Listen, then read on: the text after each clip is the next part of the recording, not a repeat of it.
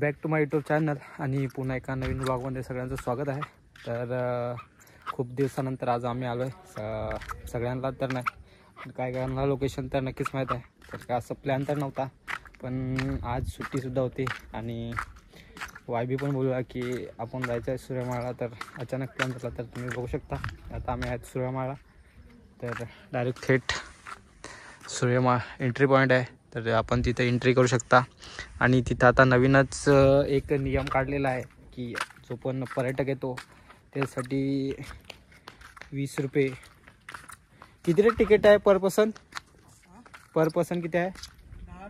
पर person 10 रुपये आहे। तर याच्या आधी काय असं नव्हता, पण आता त्यांनी सरकारच्या मान्यतेनुसार पर पर्सन 10 रुपये केलेला आहे।